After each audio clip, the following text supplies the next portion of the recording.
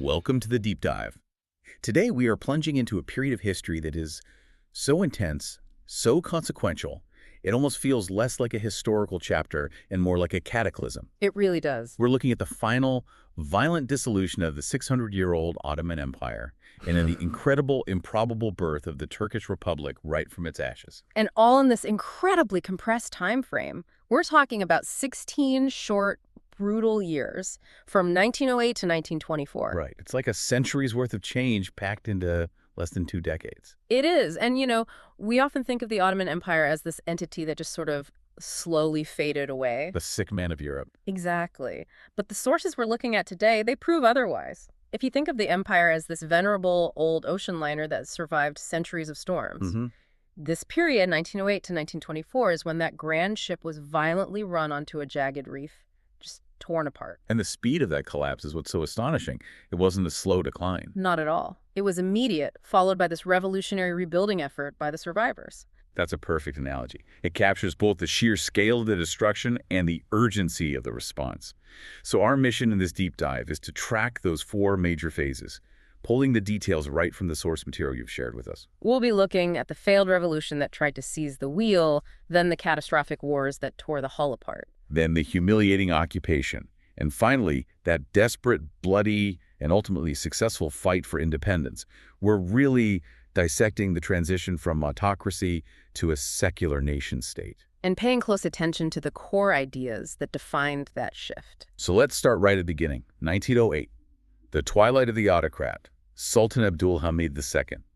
This whole era kicks off, not with peace, but with a revolution that was ironically trying to save the empire. That's right, the Young Turks. Okay, let's unpack this moment, this desperate attempt to change the ship's course. It all happened very quickly, in the summer of 1908, and it was spearheaded by the Committee of Union and Progress, the CUP. And these were, what, intellectuals and military officers? For the most part, yes. A clandestine group that had been advocating for modernization and constitutional rule for years, often operating from exile in Europe, or, crucially, within the army itself in the Balkans. And the spark that finally ignited the whole thing wasn't in Istanbul, was it? It was out in the provinces. Precisely. The fuse was lit in July 1908. It started with Niazi Bey's mutiny at Rezna.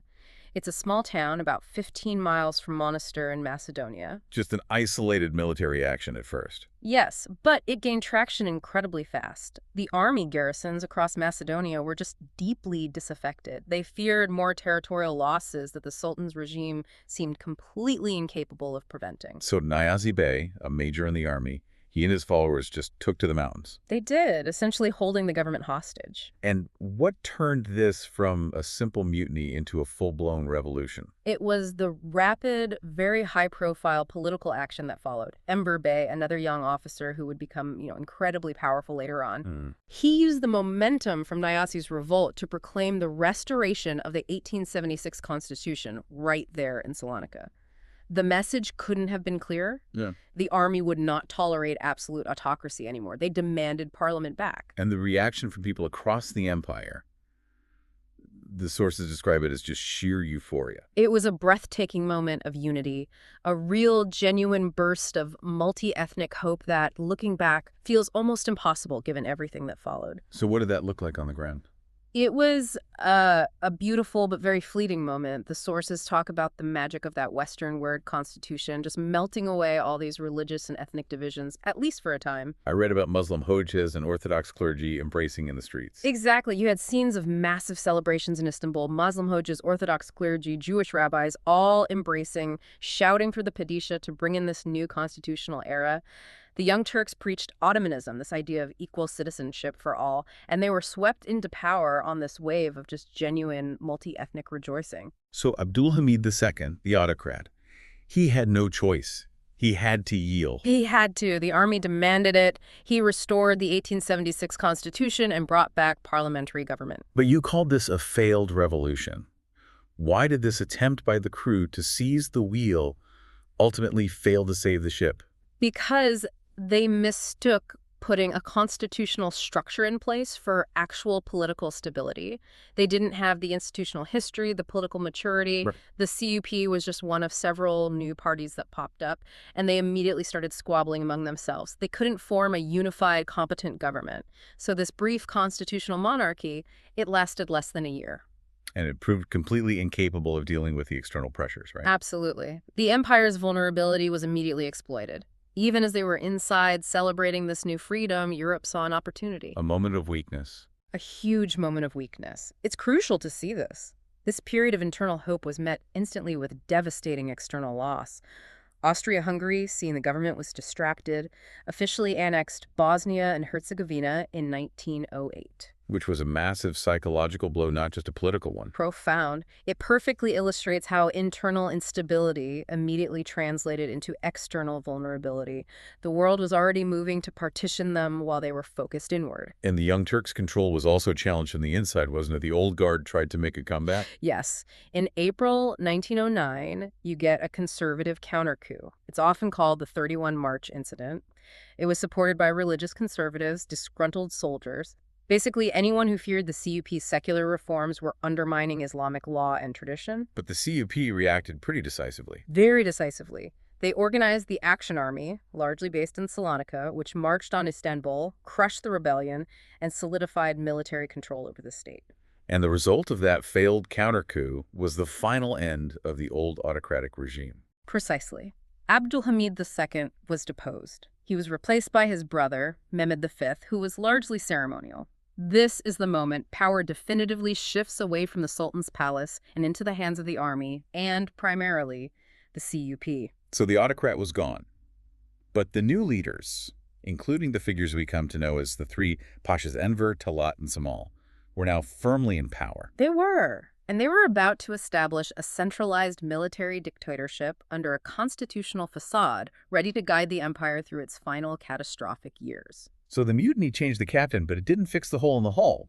The ship was still headed for disaster. Absolutely. And that leads us directly into this period of existential wars from 1911 to 1913, what we're calling the Circle of Fire.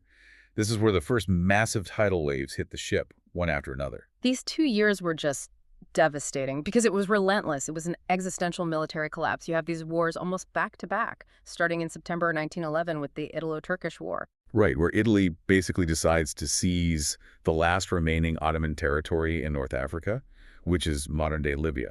Correct. And despite the Ottoman modern army having undergone some significant reforms, Italy moved in quickly. The Ottoman garrisons in Tripoli and Benghazi were totally isolated. The Ottoman fleet was simply in no position to challenge the Italian navy in the Mediterranean. But the sources mention that there was some local resistance, right, with figures like Mustafa Kemal. There was. And it was actually quite effective for a time. They managed to hold off the Italians, even force them into a stalemate on the ground. But politically, diplomatically, the Ottomans had zero leverage.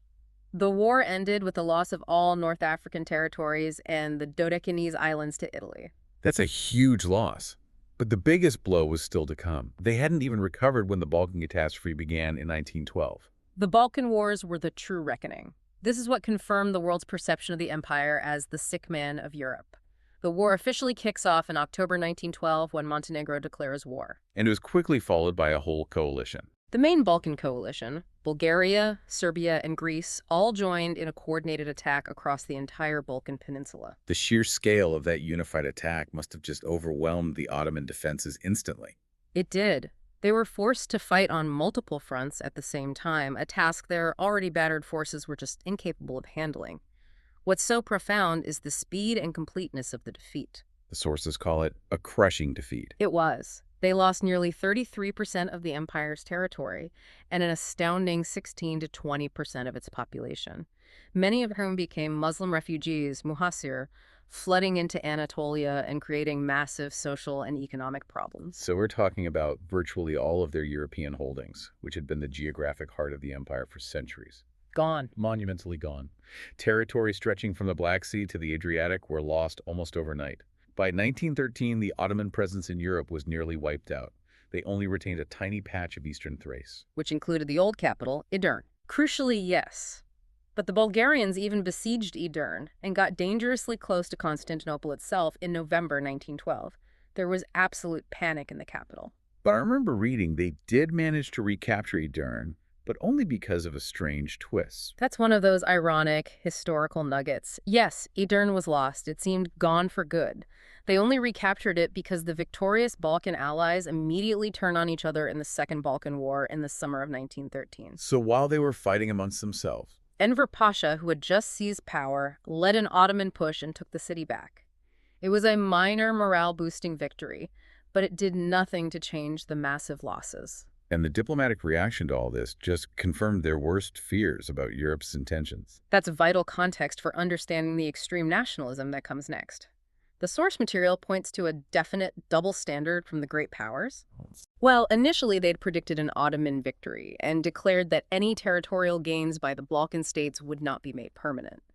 But after the Ottomans were crushed, they immediately recognized all the Balkan states' gains. They just signed off on the destruction of Ottoman Europe. So that diplomatic betrayal and isolation must have been a huge driver for the CUP. It ingrained in them the belief that the empire was surrounded by enemies who would stop at nothing to dismantle it. And that humiliation led directly to a power grab, a military coup that solidified the reign of the three Pashas.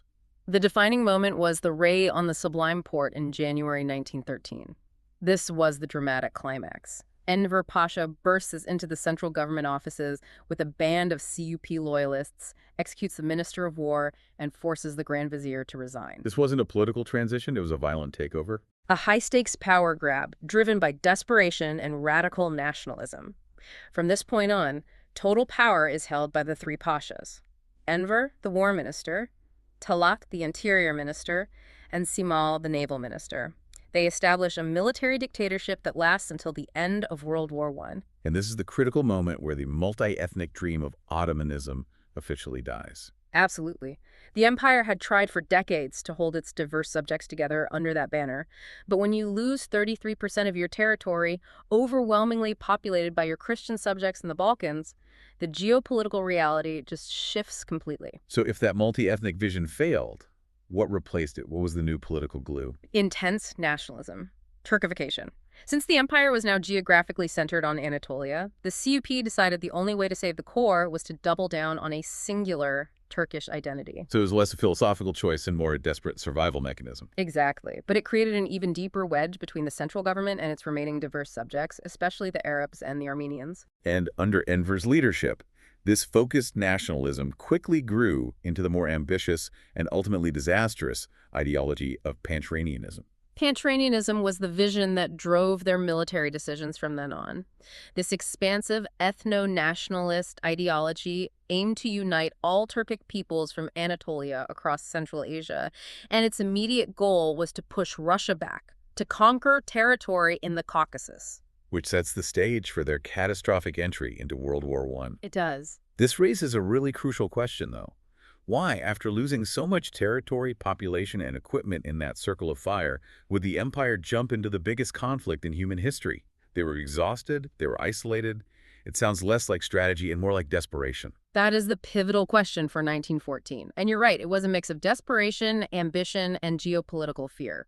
The strategic choice to ally with Germany was primarily motivated by the existential threat they saw from Russia. Their traditional, relentless enemy. For centuries, Russia had been pressing on their borders, threatening Constantinople and the Straits.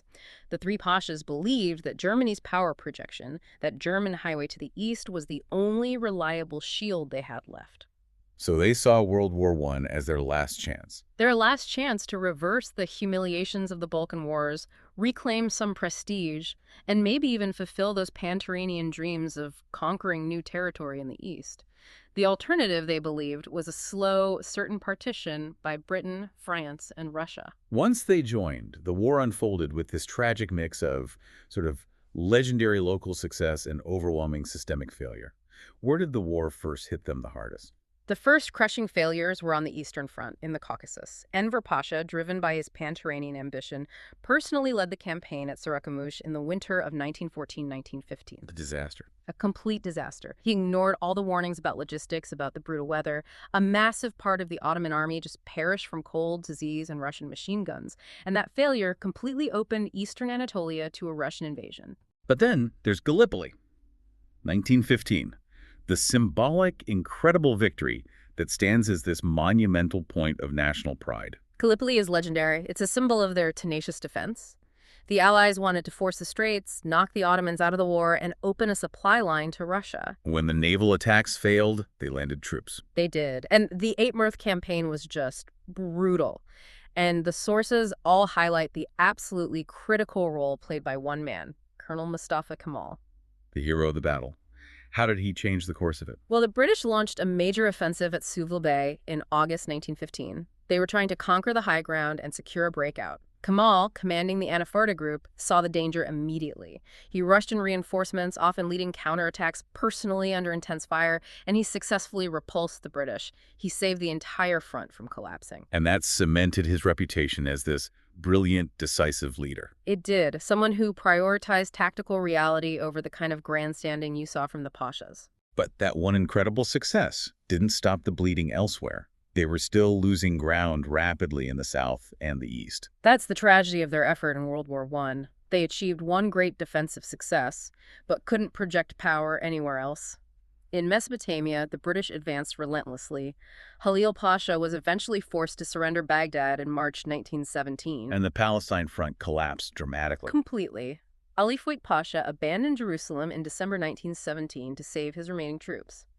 He recognized that holding the city was militarily suicidal. It was a sign that the command structure was just broken. Alongside all this military devastation, we have to address the internal tragedy of staggering proportions that occurred during the war. The Armenian deportations.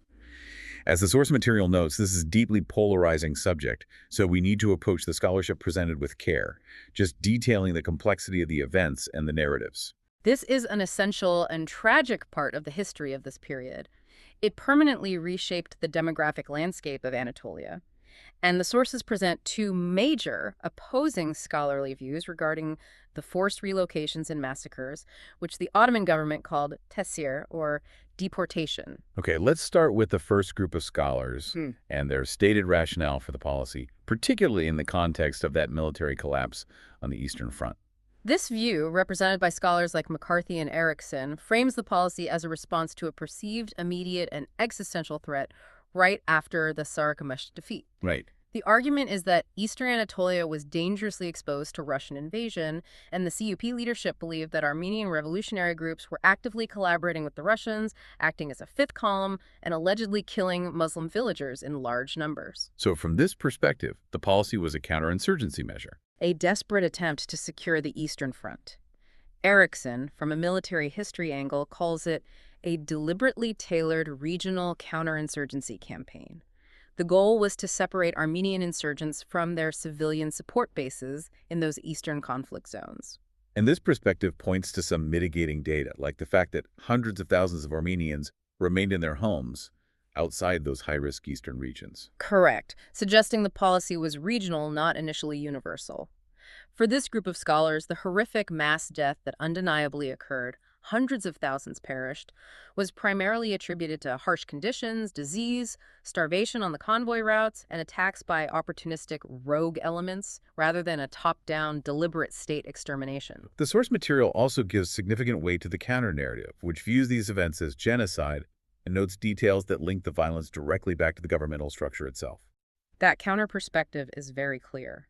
It refers to the events specifically as genocide, and argues that the massacres were not just logistical failures or random banditry. They point to documentation and eyewitness accounts suggesting the CUP used specific paramilitary groups, often called the Special Organization, to carry out massacres. And crucially, they note that sometimes these supposedly rogue elements were actually collaborating with state agents. Or were recruited and deployed by them. This perspective links the massacres back to the governmental structure and that new ideology of Turkification, suggesting a much deeper complicity than just a failure of wartime logistics. Regardless of the perspective, the event was hugely disruptive, emptying entire provinces and leading to manpower shortages and famine. And this internal fragmentation wasn't limited to the Armenians. The war also saw a massive internal rift in the Arab world, which turned the tide in the Middle East.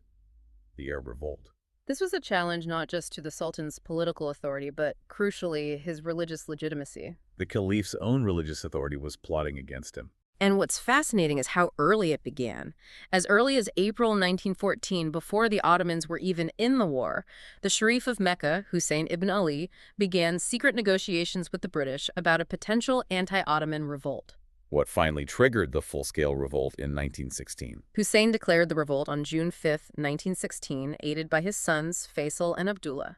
The environment was ripe for it, largely because of Cemal Pasha's extremely repressive rule as military governor of Syria.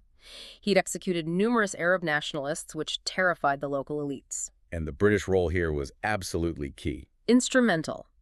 British subsidies, gold, and weapons provided the means for a sustained revolt. And T.E. Lawrence, of course, worked closely with them, convincing Prince Faisal to coordinate his attacks with the larger British strategy, particularly against the Hijaz Railway. And that coordination proved decisive. It did. When the Ottoman defenses finally collapsed in 1918, British and Arab forces advanced rapidly. Crucially, when they entered Damascus, the British allowed Faisal to enter ahead of them, so he was seen as the liberator. This moment stripped the caliph of control over the holy cities and delivered a death blow to the empire's identity. And we should recognize here that this period of radical Turkification under the three Pashas stood in such sharp contrast to the centuries-old legal and social structure of the empire they inherited. Absolutely. The tension between the centralized, unitary nation-state model they were moving toward and the multi-layered system they were destroying is immense. The old Ottoman Empire had always used separate court systems for Muslims and non-Muslims. A millet system. Precisely. Under that system, religious communities had significant legal and judicial autonomy under their own leaders. It managed diversity through decentralization. The three Pashas were actively undermining this, and when the empire fell, the architects of the Republic would have to deal with the collapse of that entire framework. Which leads us to the end of the war. The empire is bankrupt, decisively defeated. They sue for peace in October 1918. Now we move to occupation and the spark of resistance. The moment the final humiliating dismantlement began, but also the instant the modern nation was secretly forged. The war officially ended with the Armistice of Newdros on October 31st, 1918. Britain dictated the extremely harsh terms. What were they? Complete demobilization of the army, surrender of the fleet, and, most painfully, the right of the Allies to occupy Istanbul itself, along with the forts on the Bosphorus and Dardanelles. And the men who led the empire into this disaster, the three Pashas, they fled almost immediately. They did, an act that sealed their reputation as traitors for many. Just 2 days after the armistice, on November 2nd, Enver, Talat, and Cemal fled the country on a German submarine bound for Berlin. It was the definitive end of the CUP's rule. The humiliation of Allied fleets in the Bosphorus must have been profound. But what was the specific spark that ignited a cohesive national outrage across Anatolia? The catalyst was the landing of Greek troops in Izmir, or Smyrna, on May 15, 1919. Why was that so different from the occupation of Istanbul? Because the occupation of the capital was, in theory, temporary under the armistice. But when Greek troops landed in Smyrna, an explicitly Greek nationalistic move, backed by the Allies, it was seen by everyone as tearing up the armistice entirely. It confirmed their worst fears. That the Allies intended to partition and dismantle Anatolia itself to carve up the Turkish heartland. The violence that accompanied the landing, the killing of Turkish soldiers and civilians, transformed passive humiliation into active resistance. And this outrage launched the Turkish national movement, with Mustafa Kemal Pasha, the hero of Gallipoli, at its center. Kemal was brilliant at playing the diplomatic game while secretly organizing a revolution. He was sent by the Sultan's government to Samsun with the official mission of restoring order. But his real mission was the exact opposite. The opposite. To mobilize the remaining military units and local resistance forces into a cohesive national movement. The aim was deeply political, to compel the occupied government in Constantinople to reassemble parliament and build a new nationalist party that would reject the coming partition. And they didn't waste any time. Not at all. The sources highlight their audacity. Nationalist forces immediately started raiding dumps of surrendered munitions on the Gallipoli Peninsula. They crept into the very outskirts of Constantinople itself, threatening the Allied forces and making the occupation a highly precarious touch-and-go matter. But the real political break happened away from the imperial capital. That was the genius of Kemal's strategy. He knew sovereignty could no longer reside in occupied Istanbul, so he established the Grand National Assembly, the GNAT, in Ankara in April 1920. A parallel alternative government. Exactly. Ankara was chosen because it was isolated and strategically defensible. This created a direct challenge to the authority of the occupied Ottoman government. And when the Allies formally dissolved the parliament in Constantinople, it just solidified Ankara's legitimacy. Angora became the key decision center. So now we enter the final conflict, the War of Independence. This is where the resistance has to mature from a political opposition into a functioning, fighting, and negotiating government. And their immediate challenge was neutralizing the Allies' plan for the complete destruction of the state, which was formalized in the Treaty of Sèvres in August 1920. If the Smyrna landing was the spark, Sèvres was the formal declaration of war. It was. So describe Sèvres for us. Why was it seen as the death warrant for Turkish sovereignty? Sèvres was designed to dismantle the state entirely, reducing the Sultanate to a tiny, landlocked remnant in central Anatolia. It handed territory to Greece, the new Armenian Republic, and created French and Italian zones of influence. It put severe limits on their military and finances. But the most profound humiliation was economic, wasn't it? The capitulations. Absolutely. This is the detail that reveals the true lack of sovereignty. The treaty forced the Sultan's government to hand back key economic and judicial privileges, the foreign capitulations, to foreign powers. When foreigners were exempt from local taxes and local law. Exactly. Judged in their own foreign courts. It meant Turkey couldn't control its own customs tariffs, making independent economic development impossible. For the Turkish national movement, this was perpetual subservience. It was flatly and immediately rejected. With the political front in Ankara, the nationalists turned to the military conflicts, which were intense on multiple fronts. They fought a brief, decisive war against the Armenian Republic of Yerevan in the east. Kazim Karabekir Pasha launched a lightning campaign that secured that border, a hugely strategic move. But the main fight, the existential fight, was against the Greek forces advancing from Smyrna toward Ankara. That was the one. The Greek command, encouraged by the Allies, aimed to crush the National Assembly. But the nationalists, under İsmet Pasha, turned the tide decisively. The key moment was the Battle of the Sakarya River. Summer of 1921. This was the battle where they stopped the Greek advance just 50 miles outside Ankara. A massive, desperate 22-day engagement. After Sakarya, the initiative passed entirely to the Turkish nationalists. And the final push came a year later. Yes. In August 1922, they launched the Great Offensive, which completely routed the Greek army. The Turkish forces pursued them all the way back to Smyrna, which was recaptured on September 9, 1922. And that defeat forced the Allies to finally recognize that imposing Sèvres by force was impossible. That's the core takeaway. The success of the Kemalist resistance forced the Allies back to the negotiating table, but on Ankara's terms. This led to the Mudanya Armistice on October 10, 1922. And the terms of that armistice were a huge diplomatic victory. Massive. It acknowledged Turkey's sovereignty over Istanbul, the Straits, and eastern Thrace, even before the final peace treaty was signed. With military victory secured, the nationalists took the final steps to abolish the past. On November 1, 1922, the Grand National Assembly officially abolished the Ottoman Sultanate. It was a clean, dramatic break. They declared null and void all deeds of the Constantinople regime as of March 1920, the day the Allies formally occupied the capital. And the final symbolic moment of dynastic closure, the end of the 600-year line. The last Sultan, Mehmed VI, now stripped of all authority, departed Constantinople aboard a British warship on November 17, 1922. A silent, ignominious exit that cemented the end of the old world. Which brings us to our conclusion, the birth of a new era. The survivors successfully built their sleek, modern speedboat. But first, they needed international recognition. Exactly. The final diplomatic hurdle was the Treaty of Lausanne in 1923. It replaced the harsh terms of Sèvres, and it was largely negotiated by İsmet Pasha. What were the major triumphs of Lausanne? What did it secure that Sèvres had tried to take away?